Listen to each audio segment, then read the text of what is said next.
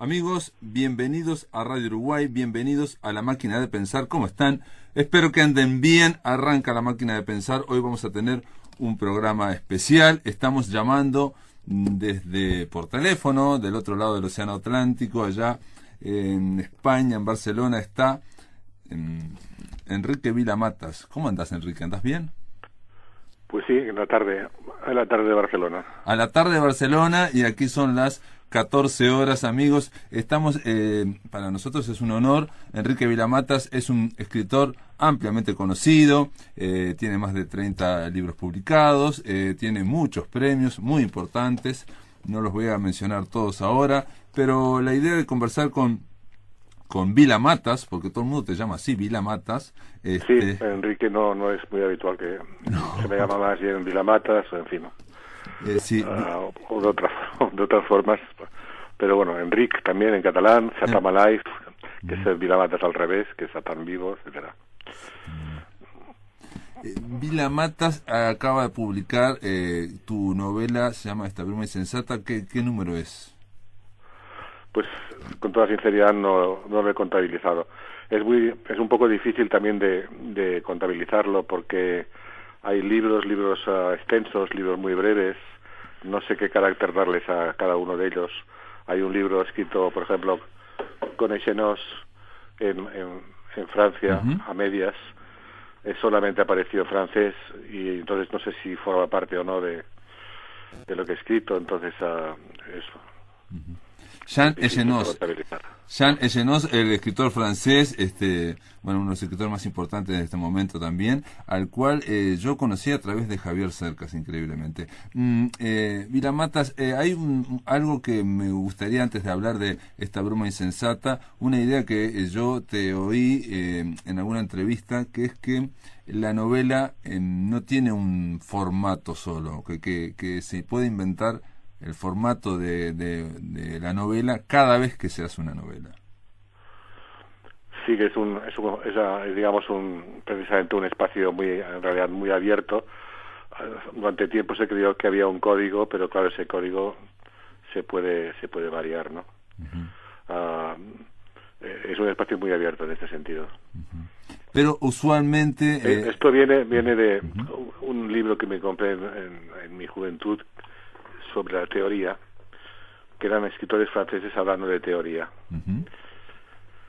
Y me interesaba muchísimo en realidad averiguar qué era la teoría en literatura, etcétera. Y me llamó mucho la atención que era de la época de Philippe Sollers, del grupo de Telquel, los entrevistados, pero uno de ellos era Rolf Billet, que no pertenecía a ese grupo, que dijo una cosa que me encantó, que era un poco en realidad en contra del tema general del libro. Dijo que la teoría la creaba cada novela de las que escribía, es decir, en cuanto escribías una novela, esa novela creaba su propia teoría. ¿Y la destruía después? ¿Cómo? ¿Y la destruía esa teoría después, o no? Y al mismo tiempo decía que la destruía al terminar, sí. Y es así en realidad como... Es decir, uno puede plantearse teóricamente lo que va a hacer, pero en realidad la práctica le lleva a construir una teoría que no esperaba seguramente. Pero, por ejemplo, se ha dicho, he leído de tu novelística, que a veces hay una combinación con el ensayo, con la ensayística. Yo he llegado no a la conclusión, porque no llego nunca a ninguna conclusión, pero sí hace tiempo que pienso que en realidad mis libros están escritos por la voz de una ensayista, que es lo que le da continuidad a la obra. Y ese ensayista narra. Y bueno, es una combinación entre ficción y ensayo. En realidad, por ejemplo, los ensayistas ingleses, salvando todas las distancias, pero no pretendo ser desde luego un ensayista inglés, siempre utilizaban el truco ya en el siglo XVII de narrar algo, una historia que atrapara al lector para luego introducir la parte ensayística. Y en parte lo que yo he hecho siempre ha sido hacer pasar por narraciones lo que era como ensayos casi poéticos en ocasiones, y esa voz es la que ha unido todo lo que he ido haciendo. Por eso se me lee como un autor, para bien o para mal, es la obra de un autor con una continuidad en lo que ha escrito. Difícil de ver porque hay muchos libros, pero al mismo tiempo unidos por esa voz de ensayo. Pero me llama la atención que digas una ensayista. Sí, para entendernos ¿qué entiendes por ensayista tú? No, pero yo te entendí una mujer, porque pensé que era tu voz. Sería. ¿Entendés? Porque una de las cosas, por ejemplo, el hebrero dice, en un momento le preguntan al hebrero, ¿cómo sabe un escritor que es su voz personal? Y él contesta una contestación que a mí me llamó la atención, que es simple, no es la voz que tenés todos los días. Es una voz que no reconoces. Sí. Entonces, si yo pensé, digo, bueno, si Vila Matas está narrando con una voz de una mujer ensayista, es impresionante. Había sido sensacional. También, como si me hubiera puesto al teléfono haciéndome pasar por el ama de llaves de mi casa, como hizo Canetti con Claudio Magris, ¿no? Claro. Bueno, pero sí es cierto que esa voz normalmente uno la reconoce, pero la ve ajena. Claro. Si fuera la misma sería muy aburrido de entrada, aparte de que es imposible. La gracia de las novelas yo creo también que está en que no pueden representar la realidad, o sea, tienen un defecto de fábrica. Y eso es de lo que habla el Quijote en realidad, creo. Es como, no sé, todos tenemos ordenador ahora, pero siempre sabemos que puede haber un fallo, no puede fallar el soporte, ¿no? De modo que la novela se empeña en reflejar la realidad y esa realidad precisamente está al otro lado de lo que se escribe, ¿no? No lo alcanza nunca. Pero esto trata el Quijote, en el fondo. Pero estamos viviendo tiempos donde la etiqueta basado en hechos reales o la etiqueta autoficción o la etiqueta está, digamos, combinado con la realidad, parece imperar por todos lados, no parece campear no solamente en la literatura, sino también en el cine, en fin. Los hermanos Coen en los años 90, cuando hicieron Fargo, pusieron basado en hechos reales, y yo vi un documental donde el actor principal, William Macy, les decía a los directores, ¿cómo van a poner esa frase si esta película está totalmente inventada? Y ellos le decían, pero si vos entras en un cine ya estás viendo una película. Sí, es algo que ha enojado siempre muchísimo a un amigo, Juan Marsé, que es el mejor narrador, yo creo, en lengua española o en español, en España al menos, de la actualidad. Y a Marsé le enerva poderosamente el que se hable de basado en hechos reales. De hecho, cuando iba al cine de joven, le molestaba mucho que la película se basara en hechos reales porque estaba acabando con la imaginación de alguna forma, ¿no? Y nada más no era creíble, precisamente. Yo creo que está relacionado con la verosimilitud, hacer pasar por verdadero para que lo crea el lector lo que estás diciendo. Y hay muchos trucos, muchas formas. Una de ellas es, sin necesidad de decir que está basado en hechos reales, embaucar al lector que crea lo que estás diciendo, ¿no? Pero lo que ha hecho siempre la ficción, ¿no? Pero se habla, digamos, no quiero, digamos, ir hacia terrenos muy amplios, pero se habla de una crisis de ficción y precisamente por eso un auge de estos especie de autoficción o de literatura real o sobre todo de literatura novela de no ficción, ¿no? Incluso en tu libro Esa broma insensata, que se habla y se postula, se argumenta contra esta moda o esta corriente actual de escribir literatura de no ficción, y se habla de aquello de contar la verdad y solo la verdad, y a mí me recordó a partes de momentos de Javier Cercas, que varias veces Javier Cercas dice hay que contar la verdad y solamente la verdad, en fin. Sí, en esta broma insensata hay como una burla y parodia de las novelas de la ficción, muy evidente, porque esta historia entre dos hermanos, el hermano famoso pretende contar la miserable vida del hermano de Barcelona y la quiere convertir en no ficción, le dice que luego resulta ser una trampa. Pero de hecho la propia novela, esta broma insensata, se podría presentar como una novela de no ficción, porque cuenta en realidad toda la miseria del personaje principal, como si que contaba por él mismo, por otra parte, como se ve al final. Sí. Igual que en el Quijote se ríe de los libros de caballería, aunque le gusten, aquí en esta broma insensata me río sí de la no ficción. De hecho, de mis libros es uno de los que hay más parte de invención absoluta. Por eso me ha entretenido muchísimo escribirlo, porque he ido descubriendo poco a poco una serie de territorios que no conocía de la imaginación, Esta bruma insensata trata de dos hermanos, para aquellos que no lo leyeron, digamos, la novela, que son escritores, pero son dos posturas frente a la escritura muy diferentes. Uno de ellos se va a Nueva York y ahí se convierte en un famoso escritor oculto, ¿no? Un escritor invisible a la manera de Salinger o de Pynchon. Y el otro, el que está narrando, que es un desgraciado, digamos, es un okusai. Vos le ponés la palabra okusai, que sería un recolector de citas. Digo, la palabra okusai se la pusiste para eso. Okusai es un distribuidor de citas. Es un oficio no conocido hasta ahora. Inventado. Alguien que vende citas, alguien que vende citas a los escritores. Ni que decir tiene, pienso que es una burla también de mi trabajo hasta ahora como escritor, es decir, de mi trabajo siempre o aparentemente trabajo con las citas literarias, que ha ido pasando por diferentes estados de utilización de la cita literaria o de la mención a la obra de otros.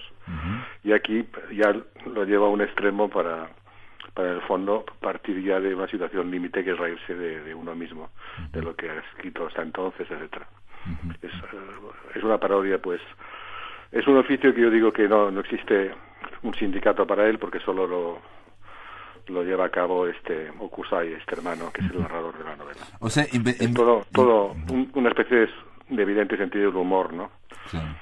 Aunque al mismo tiempo cuelo toda la teoría de Perec, del escritor francés, de Georges Perec, alrededor de las citas, de la importancia de un texto del 65, en el que escribe que la importancia de que se mantengan las citas, que es una forma de mantener la tradición de lo mejor que se ha recolectado a lo largo de la historia de la humanidad escribiendo, y por lo tanto tendría un sentido el trabajo con la tradición, ¿no? El trabajo de mantener la memoria de los que escribieron antes, de alguna forma. Y Perec también, vos lo mencionás, lo que dice también es una forma de tomar como punto de partida el punto de llegada del anterior escritor también, ¿no? Sí, no dejar que se pierda, sino utilizarlo y tenerlo. Por otra parte, mi modo de trabajar también siempre ha consistido en modificar lo que está escrito. Es decir, porque yo creo, un poco tengo esta teoría que es la que tenía Borges, sin duda, aunque no he sabido esto hasta hace unos años, pero empecé haciéndolo sin saberlo, pero después vi que es la idea de como que la literatura se pierde en el anonimato, y que la literatura es consciente de que no existe en modo alguno la originalidad.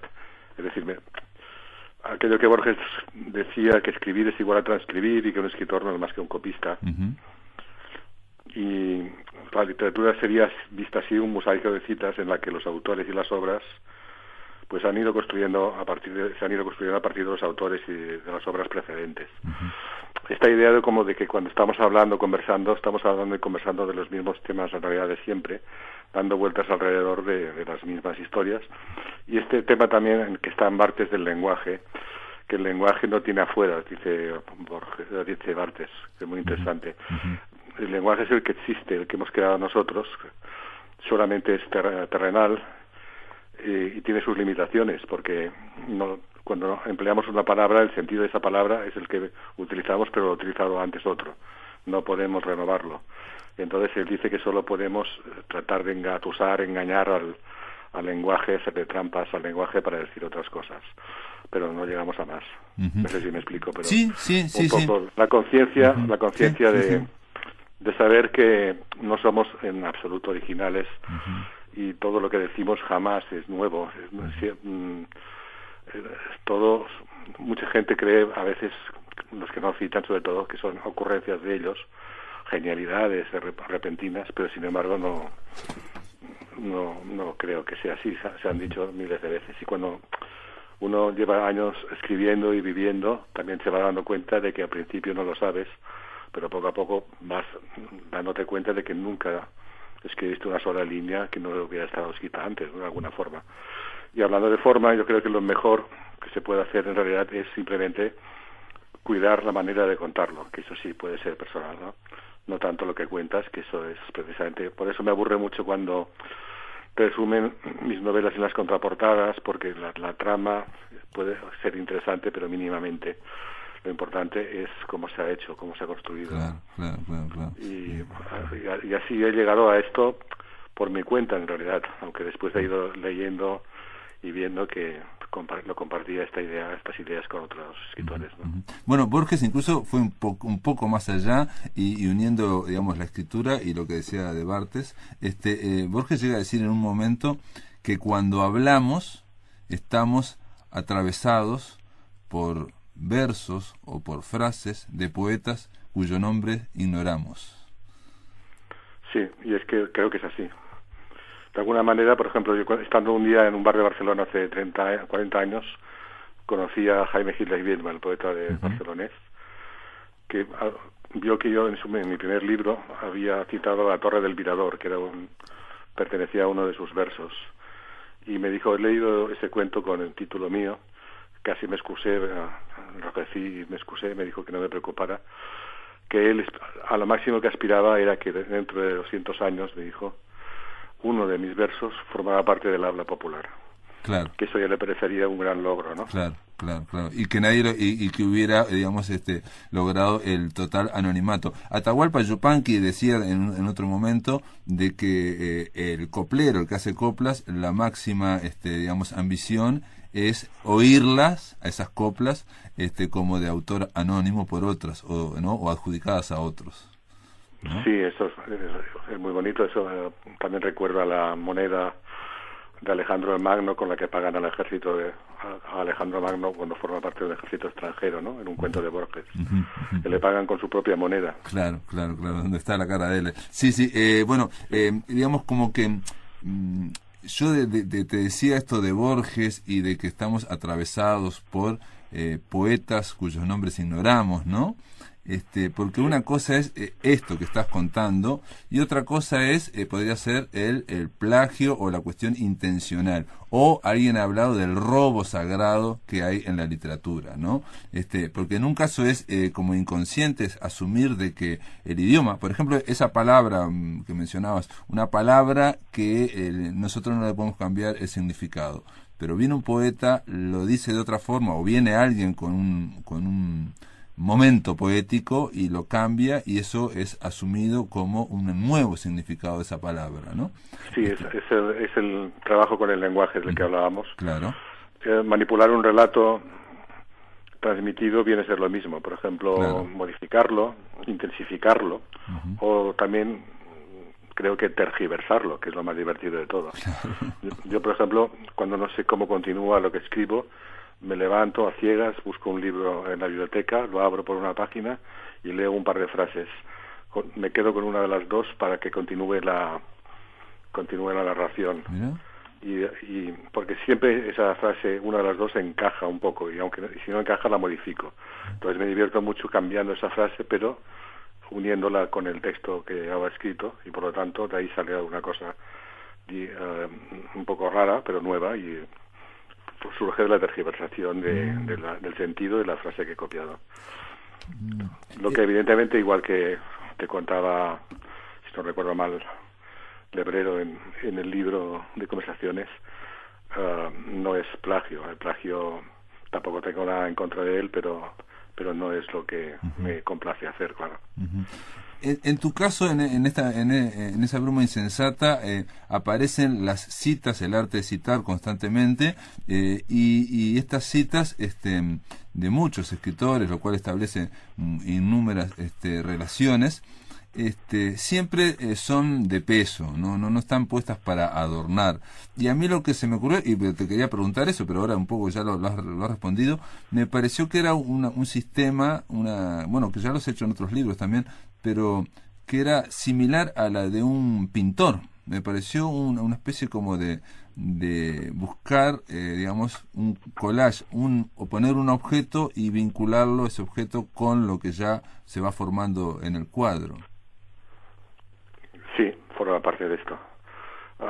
Lo empecé a hacer en concreto la historia abreviada de la literatura portátil, que es un libro del año 85, donde salían muchísimos escritores, personajes en una conspiración que viajaban juntos, y todo lo que decía cada uno de ellos, todos eran nombres famosos, no lo habían dicho ellos sino otros. Se volvió loco el primero que tradujo el libro, el traductor francés, que me quería saber de dónde salían las frases de cada uno para buscarlas en su versión francesa, y que no conseguía ni siquiera yo decírselo porque era todo fulminante. El libro lo guardaba y olvidaba de dónde había salido la frase. En ese libro yo creo que está un poco ya todo lo que después hice, porque está juego con la idea de destruir la verosimilitud histórica también, ¿no? Y bueno, las frases de unos van a parar a otros. Que había frases rarísimas, ¿no? Henry Miller de repente decía una frase que era de Dalí, ¿no? Y quedaba rarísimo. Eso sí, pero... Pero eso es esa operación, digamos, porque se podría decir que es una operación como similar a las que hacían en el Oulipo, en el taller de literatura potencial en Francia, donde estaba Perec, pero también como las que hacía Borges, o también alguien que vos conociste, que es Roberto Bolaño. Cuando Roberto Bolaño hace la literatura nazi en América Latina, es una serie de fichas sobre escritores ficticios, pero que no son totalmente ficticios, porque están también atravesados por otros escritores que existieron. ¿Tiene algo que ver con eso? Sí, porque yo creo que en el libro de Roberto, cada uno cuando lo escribió no nos conocíamos. Nos conocimos cuando publicó Estrella Distante, 2 años después, pero ya en ese libro había no una influencia, pero sí conocía perfectamente la historia abreviada de la literatura portátil, que era un libro que le había gustado mucho. Él la conocía, perfecto. Ahí hay una afinidad, entonces. Y en definitiva la historia abreviada también sale de donde sale el libro de Roberto Bolaño, que es Borges, evidentemente. Yo creo que es un poco... Además, no es una cosa hecha deliberadamente, voy a ser borgiano, sino que cada escritor pertenece a una familia literaria en concreto, porque son muchas las posibilidades que tiene de escribirse una familia u otra, ¿no? Y en este caso, pues, de una forma involuntaria, yo me situé en esta órbita. Claro. Sería muy raro que me situara en mi propia órbita, porque entonces sería el creador de una literatura. Estaría en la tarde de Barcelona, radiante ahora y contentísimo, pero lo estoy igual sabiendo que... Pero seguramente si creas otra órbita no serías consciente de ello, porque aparte en el caso de Borges, él era consciente también de que estaba de alguna forma llevando a extremos otras operaciones que ya se habían hecho, no sé, como Mallarmé, yo que sé, o alguno de estos. Sí, claro, el libro de Mallarmé, ¿no? Era muy consciente, sí. Y en este caso, cuando decís que cada escritor pertenece a una familia de afinidades, digo yo, ¿no? Y que esa familia no se elige, o se elige. No, se elige de una manera muy especial, se descarta todo lo demás. Es decir, tú lees y vas descartando, aunque te guste lo que lees, no forma parte quizás de tus intereses y eso lo descartas y te quedas con lo que te queda. Y esa sería la elección de la familia que haces también de una forma no deliberada. Pero la lectura es un descartar también a la hora de escribir, ¿no? Por ejemplo, me puede parecer muy bueno García Márquez y no me interesa nada, ¿entiendes? Claro. Y leo al Lebrero, lo veo más humilde que García Márquez, al mismo tiempo me interesa muchísimo más. No porque sea humilde, que también, porque Kafka era humilde, pues, como decía Roberto Bolaño, ¿no? A su mayor atributo. Pero son gustos, preferencias. Me atrae más Onetti y Cortázar, pues, que García Márquez o Vargas Llosa, ¿no? Y uno elige y descarta sobre todo. No significa que no sepa que hay grandes autores, pero no todos te interesan, aunque sean grandes, ¿no? Claro, exacto. Y esa palabra que dijiste, humilde, que el Lebrero te parecía más humilde que García Márquez, o que Kafka la humildad era su mayor virtud según Roberto Bolaño, ¿podés explicarla un poco? qué significa ser un escritor humilde. Cuando ya sabemos que los escritores, eso estaba en esa broma insensata, quieren justificar su vida escribiendo y sabiendo que en realidad a nadie le importa un pepino que justifiquen su vida. Sí, el escritor lúcido es el que sabe que a nadie le va a importar lo que escribe en realidad, ¿no? A la larga, y por lo tanto es el caso de Kafka, que sale además de Robert Walser, que también era un ejemplo de escritor que no aspiraba al estrellato, o que no aspiraba a ser grande, porque no entraba dentro de sus intereses. Era una pérdida de tiempo todo lo que es, digamos, la importancia, lo solemne, los títulos, los premios, todas estas historias, ¿no? Todo el aparato. Eso sería, en eso estribaría la humildad, y no a la hora de escribir o de forjar universos, porque yo podría pensar que García Márquez forjó todo un universo de 100 años de soledad que es muy grande, y Kafka forjaba universos, pueden ser más profundos, más y menos puede ser más ambicioso García Márquez en ese sentido. La palabra ambicioso aplicada a la literatura no acaba de convencerme. Aunque también se ha de ser ambicioso a la hora de plantearse la obra, naturalmente. Se ha de apuntar alto, pero el que es ambicioso y al mismo tiempo es humilde sabe que apuntará alto y caerá más bajo de donde ha apuntado, ¿no? Del disparo. Y eso siempre ha sido así. Hay un... Sí. No, que es el caso, por ejemplo, de Francis Scott Fitzgerald, que publicó Gran Gatsby con 25 años y se comparaba con los mejores. Y el crítico Edmund Wilson dijo que era extraordinario, que se comparaba con los mejores, porque era lo mejor que se podía hacer, sentarte en la cumbre y esperar a bajar, ¿no? Pero al mismo tiempo, sí, indicaba pues el valor de sus pretensiones. Sí, bueno, eso le pasó a Orson Welles, que empezó por la cumbre y dice: toda mi carrera fue una larga decadencia con el Ciudadano Claro, Kane. es que también un catalán, un poeta catalán muy famoso aquí, Gabriel Ferrater, decía, bueno, Scott Fitzgerald apuntaba muy alto, y claro, lo importante es a dónde apuntas, porque claro, si tú quieres ser igual que Emilio Prados, un poeta de quinta fila español, ¿no? Y es tu máxima ambición, vas a caer más bajo que Emilio Prados, por lo tanto no sale a cuenta, ¿no? Bueno, todo depende de dónde quieres ir a parar.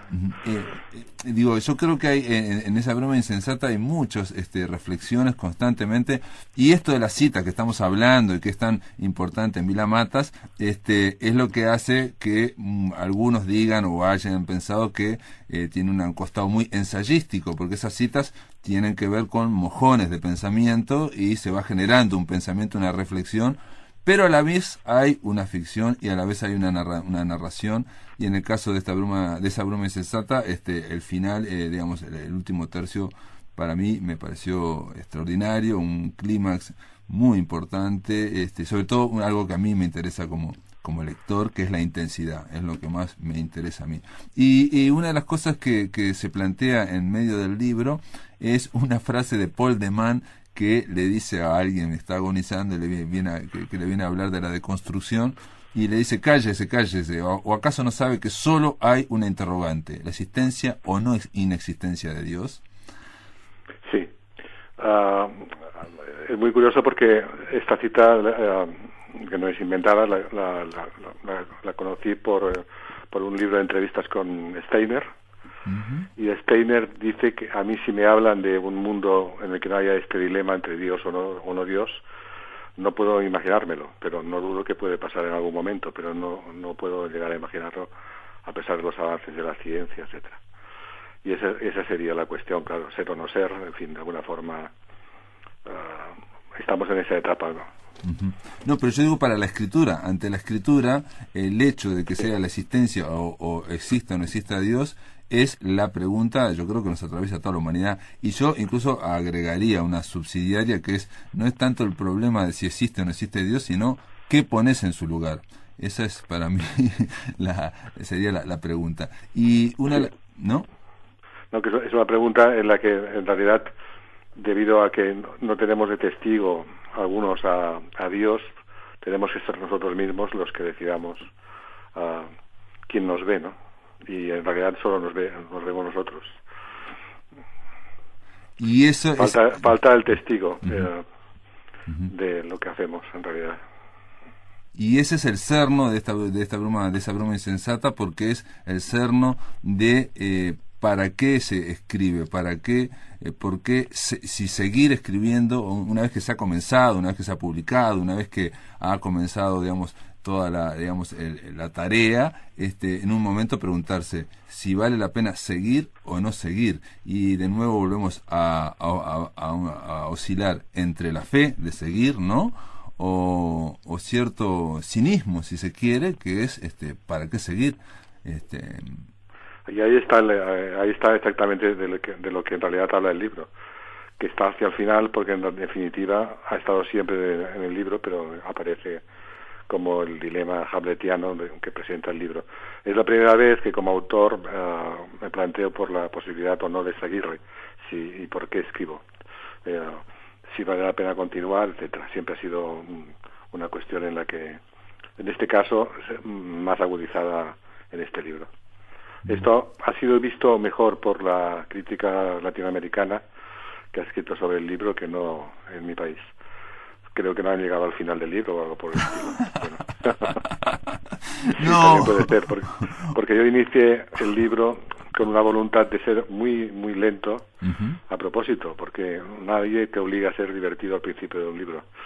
Y después avanza y al final tiene incluso la parte divertida y cómica, y avanza en profundidad también. Pero mi intención era demorarme, porque siempre me ha gustado no corresponder, digamos, a las leyes del mercado en el sentido estricto de por qué ha de ser divertida una novela, ¿no? En este caso, esta lo es, pero al final. Sin duda, pero no solamente divertida, sino que es intensa, y lo que decís vos, lo de generar una profundidad, una dimensión humana, que yo no sé si en España, porque en España me da la impresión, yo vivía allá un poco, o bastante diría, viví en España, hay por la historia española, hay como una especie de alergia a todo lo que sea Dios o fe o lo que fuere, y aquí el cerno de esto es si se renuncia a la literatura o se tiene fe en la literatura, y se está hablando de lo mismo, digamos, se está hablando básicamente de esa... Una cuestión de fe, sí. Exacto. Y que en realidad es una cuestión de fe que Marcel Duchamp la planteaba como fe o no en el arte, por ejemplo, ¿no? Él decía que hay que vivir con alguna fe, ¿vale? Y entonces la fe en el arte es una gran posibilidad. Pero es una cita de Duchamp, pero también está la otra opción, la de no tener fe en lo que haces, tampoco fe en lo que lees a nadie, aunque sea Shakespeare o Cervantes, y ese momento en el que yo comento o el autor comenta a través de un personaje que está leyendo a grandes escritores y siempre acaba pensando, a pesar de estar maravillado leyendo a Baudelaire, por ejemplo, anda ya. Sí. Anda ya sería pues esta expresión de decir, bueno, pero a mí que me tratas de engañar, ¿no?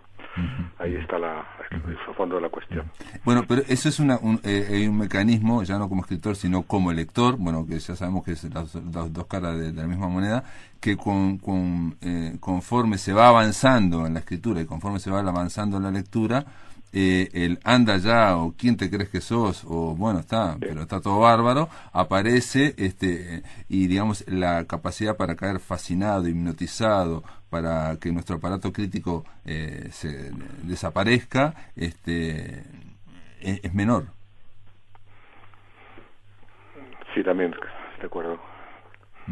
Para terminar, simplemente quiero leer una parte que donde dice esa bruma insensata, dice: desprecio y renuncia, esa era su decisión, dejar atrás la maldita impostura de escribir, porque en la escritura de cualquier autor, sin excepción, había impostura e incapacidad, ya que tarde o temprano los más lúcidos acababan preguntándose por qué iba a ser uno mismo, precisamente, de entre tantos genios imperfectos, el que mejor describiera el misterio del universo. Sí, estas son unas líneas que para mí son importantísimas en el libro, evidentemente, y de lo que trata el libro, que ya te digo, solamente se ha visto un poco fuera de este país, de lo que hablo ahora. También espero que la traducción en Francia y en Estados Unidos reparen también en esto que estamos hablando hoy, porque ha sido un poco decepcionante la acogida aquí. ¿Por falta de qué? Por falta de afán de leer, o sea, creo que no ha sido leído en realidad. Vila Matas, lo último es que hay también otro momento que se habla precisamente de esta escritura de la literatura como el monstruoso edificio de la letra, ¿no? Que se va haciendo y en el cual todos los autores se van convirtiendo en anónimos porque se va convirtiendo en cada autor pone un ladrillo en ese monstruoso edificio de las letras. Y él dice que hay algunos a los que en esa casa habían colocado su ladrillo como si fuera dinamita, diciéndose, esta vez el querido edificio va a saltar por fin por los aires, en definitiva. Esto, sí, claro que esto, incluso la casa editorial le pareció que era algo terrorífico, ¿no? Sí, me divierto porque es un poco, me remite otra vez a Roberto Bolaño. Claro. Y también al Lebrero. En el caso de Bolaño, que conozco bien, era lo que él decía de los pobres escritores que se afanan en triunfar, y entonces esas historias pequeñas y miserables no se dan cuenta de que no son inmortales, ¿no? Y de alguna forma siguen con su camino con una buena voluntad y de que en el fondo pues se reía de todos, que es lo que era difícil de entender en su momento. Se reía de todos y yo creo que uno acaba llegando a esta idea, empezando por reírse de uno mismo con el tiempo también. Al menos en esta novela se nota esto, se percibe esto. Sí, también porque se trata la literatura con pasión y como a un ser querido también, ¿no? De alguna forma al que pierdes también el respeto, al mismo tiempo le respetas brutalmente, ¿no? No hay una parte sin la otra parte. Sí, vos escribiste, y esto te lo termino en otra cosa hablando sobre Bolaño, jamás hay que perder de vista que vivir y escribir no admite bromas, aunque uno se sonría. Sí, eso siempre lo he firmado y lo he vuelto a releer en ocasiones. No sé por qué lo escribí, pero ahora me siento muy orgulloso de eso. Sí, está muy bien, está muy bien. Y última frase de Onetti que dice, no busquen ser originales, el ser distinto es inevitable cuando uno no se preocupa de serlo. Sí. También me recuerda a Salvador Dalí que decía, no se preocupen ustedes de ser contemporáneos y modernos, porque desgraciadamente lo son. O sea que... Perfecto. Bueno, mira, Matas, para otra queda, me gustaría ver que nos hubieras contado eso, cuando estuviste con Salvador Dalí. Me hubiera encantado hablar con alguien que estuvo con Dalí, porque es alguien que a mí me interesa muchísimo también. Un buen escritor, Dalí, no era malo como escritor. Sí, siempre lo dije. Él se consideraba mejor escritor que pintor y sabía muy bien lo que decía. Fue un día muy inolvidable porque recuerdo con mucha precisión muchas cosas, porque estuve muy tenso a lo largo del encuentro. Y por la noche en Barcelona tenía la impresión de haber estado realmente con un Eugenio auténtico, y me acuerdo de que casi no podía salir con los amigos de la impresión que me había causado, en fin, una reacción infantil. Pero no, en todo caso, infantil no, yo no creo que sea infantil, tiene que ver con la parte más auténtica de uno también, ¿no? Sí, que me había encontrado con una manera de ser que buscaba también encontrar. Y fue importante, fue una ocasión entrar en su casa. Y bueno, también me llamó la atención en el libro de entrevistas con Lebrero, esto que dice de Buñuel, que era algo que cuando lo leí tenía ganas de discutirlo, pero que está muy bien sobre la forma, que le gusta el fondo, pero no la forma ahí, ¿no? Que es una forma que él describe también Lebrero, cómo escribe, o cómo estoy interesado yo en escribir, que está muy relacionado con la forma de escribirlo más que lo que cuentas. Sí. Por mucho que a mí Buñuel me parece casi intocable, porque me parece extraordinariamente bueno en su obra, ¿no? Pero está bien lo que dice Lebrero al poner en cuestión esta parte formal, porque ya cuando tenía 20 años y era crítico de cine, yo me acuerdo de que me molestaba muchísimo, lo encontraba demasiado anticuado la puesta en escena, ¿no? No sabía por qué me molestaba tanto, ¿no? Y es lo mismo que dice ahí. Bueno, Lebrero llega a decir que Chaplin también, tanto Chaplin como Buñuel, su puesta en escena, digamos, era bastante clásica, que no hablamos de Chaplin, pero me gustaría solamente decirlo porque para mí es la mejor película, o la que me gustó a mí, digamos, la que me movió, que es La Quimera del Oro, y que está también en esa bruma insensata, porque así como en La Quimera del Oro, la casa de Chaplin está a punto de caer de un barranco, de un abismo, como si fueran dibujos animados antes de que existieran prácticamente, pero él lo hace digamos, en carne y hueso. Así aparece el narrador en esa bruma insensata, y así aparece Cataluña en esa bruma insensata, y yo diría, así estamos todos en esta bruma insensata, que estamos colgando, oscilando de ese barranco, ¿no?, de La Quimera del Oro. Sí, desde que salió publicado el libro en marzo del año pasado, que la bruma insensata se ha vuelto aún más insensata. Es decir, que creo que iba bien encaminado el título. Sí. Yo una cosa que repito aquí una y otra vez, una frase del siglo XIX, que es que estamos en tiempos donde todo lo sólido parece desvanecerse en el aire. Y bueno, se hace bruma, ¿no? Se va volviendo la bruma. Sí, encontré esa frase de Raymond Queneau a mitad de la escritura del libro, y me pareció el título ideal, porque andaba con títulos menos novelescos, que también correspondían a, por ejemplo, Energía de ausencia, que era un título que resumía también lo que yo quería escribir en el libro, pero que era menos atractivo. Y La bruma insensata fue un hallazgo. Pero, digamos, la frase no está como de Raimondo, que dice: y mientras me preguntaba esto, y quizás por lo enredado y laberíntico de la situación política, que por un bando y otro se había asfixiado tanto en la propaganda y en las falsedades que producía el mismo efecto que la bruma sobre el río, impedía ver lo que era real, aunque solo hasta el mismo momento en que esa bruma insensata se levantaba. Acabé pensando en otra cosa, pensando en mi pariente lejano, el músico bla bla bla. Esta bruma en realidad también es la misma televisión que se hace eco de la propaganda de todos los partidos políticos en España, ¿no? Que solo piensan en la aparición en televisión y en mantener los votos para no perder el empleo, el sueldo suyo, el de los políticos. Y ahí está una situación de todos los que he conocido políticamente la peor en estos momentos. Bueno, Vilamatas, te voy a despedir con una frase que también está en tu libro, Esa bruma insensata, y ayer estuve entrevistando a un pensador, un ensayista uruguayo, experto en filosofía, y se la leí, que es de Ortega y Gasset, y dice: lo característico del momento es que el alma vulgar, sabiéndose vulgar, tiene el denuedo de afirmar el derecho de la vulgaridad y lo impone donde quiera, ¿no? Esto lo escribió Ortega hace 90 y pico de años, en los años 20, en el año 29, así que... Sí. Y parece... Supongo que en la rebelión de las masas. Pues un placer, Pablo, haber hablado contigo, por fin. Y hasta otra, ¿no?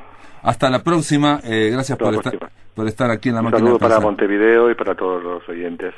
Me gustó mucho el paso por esta ciudad. Y sobre Felisberto Hernández, que no hablamos, pero hablaremos en otra ocasión, porque Vila Matas es un felisbertiano auténtico. Fue un descubrimiento genial cuando leí los cuentos incompletos. Era feliz con los cuentos verdaderamente incompletos de Felisberto. Sí. Bueno, un abrazo grande y gracias por estar en la máquina. Un gran abrazo. Hasta pronto. Muy bien, amigos, ahora en el bloque, cuando pasa por la voz, vamos a oír a Ramiro Guzmán, que nos va a estar leyendo El Solo, Dolor Nuevo y Parque Todo Esto. Esto es de un disco que vino a presentar aquí Ramiro Guzmán y que tiene que ver con el Agente F-86.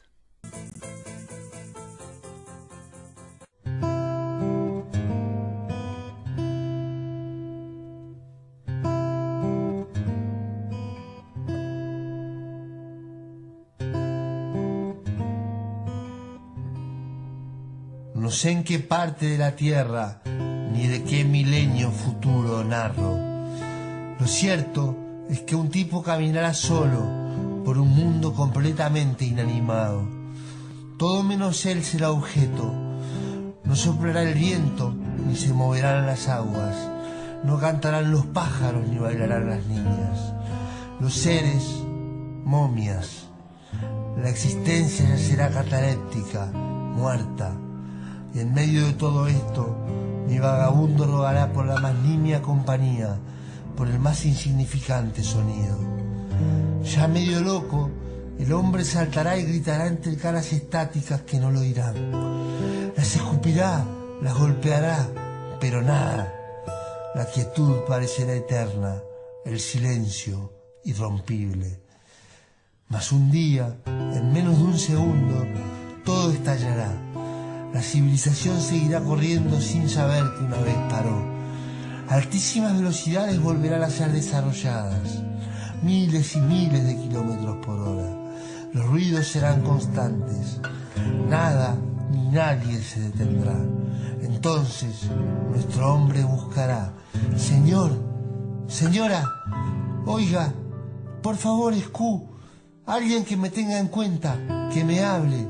Y cada vez más loco, el sujeto seguirá solo como antes, en silencio. Porque silencio es el ruido cuando no se le escucha. Porque es quietud del movimiento cuando no se detiene. Porque en rutina se transforma todo lo que es siempre.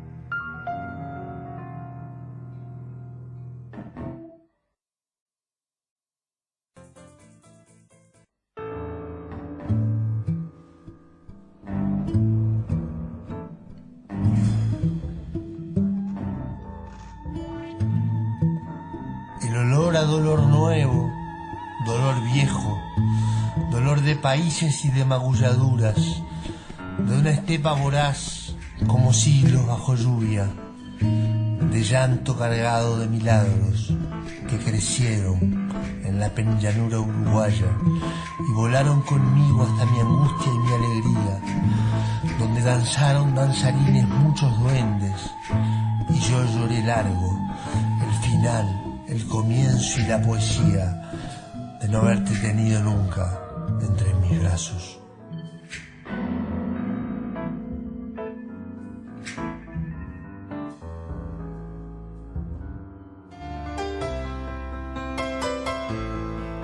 Este era Ramiro Guzmán, estaba leyendo poesía de su autoría. Amigos, se termina La Máquina de Pensar. Hasta la próxima.